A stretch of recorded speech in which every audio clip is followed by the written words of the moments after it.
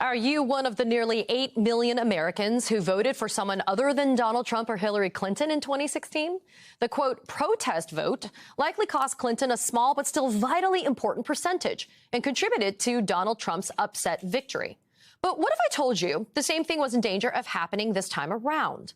A group called No Labels is trying to set up a third-party presidential ticket featuring one Republican and one Democrat. Now, this would hurt Biden far more than Trump, and the prospect has worried top aides to the president enough that they're starting to fight back.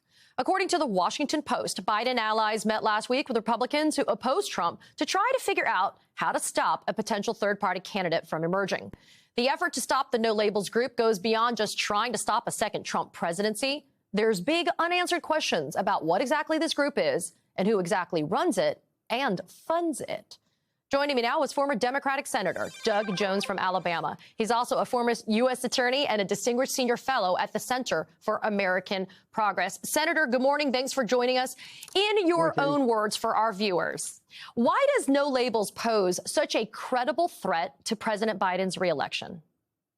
Well, it's pretty simple, I think. The MAGA faction of the Republican Party is not going to split up. They're not going to do anything and move away from Donald Trump or whoever the Republican nominee is. But I think it's going to be Donald Trump. They're just not going to move off of that. The only things that may move might be votes that would otherwise go to Joe Biden, just like they did in 2020. So this is I think that a vote for No Labels is a vote for Donald Trump. It is that simple. And I am concerned that with all the money that No Labels has right now, that they're putting out what sounds on its face to be a very good message.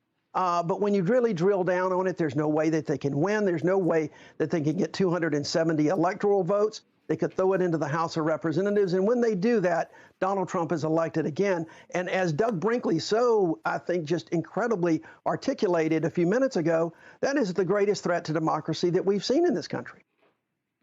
So let's stick on the money, because money makes the world go round, as you and I know. The New Republic is reporting that it obtained a document that shows that Harlan Crow, billionaire megadonor and benefactor of Supreme Court Justice Clarence Thomas, donated over $130,000 to No Labels between 2019 and 2021. Crow also steered nearly 24 other donors to No Labels. Now, NBC News hasn't seen this information, and in response to questions by the New Republic regarding these donations, Crow said that he supports No Labels because, quote, our government should be about what's best for America. But, Senator, should the fact that No Labels has whale donors, as they call Harlan Crow, and the fact that No Labels doesn't voluntarily disclose its donors give Americans some cause for pause? Absolutely. There's no question about that. I mean, look, this dark money has been a huge problem in the court system. We've seen it specifically with Mr. Crow with regard to the Supreme Court. It is a problem. And if No Labels wants to be a political party, which is exactly what they're trying to do, they are doing all of the things right now that they say is bad for America. They're getting on the ballot in a number of states. They're pushing things out there. They should be able to disclose their donors. People in the American public should need to see who's funding this, because I think that New Republic shows that it is likely that these are Republican donors who are convinced that Donald Trump cannot win on his own, that they have to do something to move votes away from Joe Biden in order to put Donald Trump back in the presidency. You know, No Labels, talk about a bait and switch. No Labels openly being cozy with Senator Joe Manchin, who likes to call himself a moderate Democrat, but you want to talk about labels. I don't know if that one applies. Senator Kyrsten Sinema, former Governor Larry Hogan. These are all names that are being floated as possible No Labels candidates. How can No Labels claim that it's a third-party alternative to the GOP, considering these candidates' names?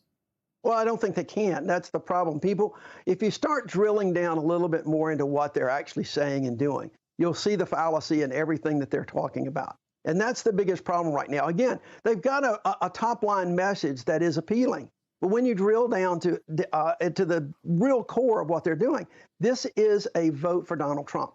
This is an effort to get Donald Trump back in the presidency. And they're not even talking about, by the way, Katie, about how they could govern. Just think about this. What's going to happen if by some absolute bolt of lightning comes out and a Republican Democratic ticket is elected? What's going to happen when there's record numbers of votes that the vice president has to take? You got a Democrat that's been the president, that's the president. You got a Republican who's the vice president. How's that Republican going to vote on the nominees? How's that Republican going to vote on the Supreme Court nominees? It's just a fallacy of what they're talking about. And again, I want to make sure people understand this, that the only votes that they're going to siphon away will be votes from Joe Biden, people that will otherwise vote for Joe Biden. And in very close elections in these swing states, and we're going to have that. We're going to have very close elections in these swing states. That will make the difference and will put Donald Trump back in the presidency.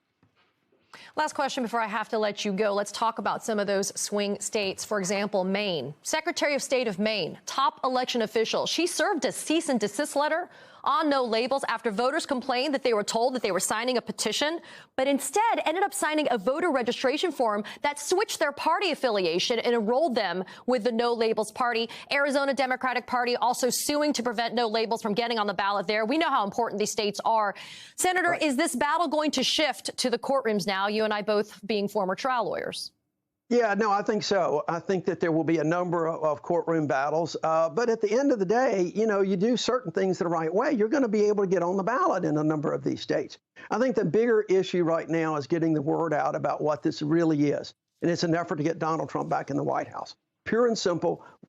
Deal with the courts, deal with everything you can. But I don't think Democrats or anybody else should really focus as much on the courtroom battles as much as they should on the battle for the heart and soul of America and the votes that are going to come. Because this is look, Katie, I can't say this enough. Donald Trump is the biggest threat to democracy that our country has seen in its 250-year history.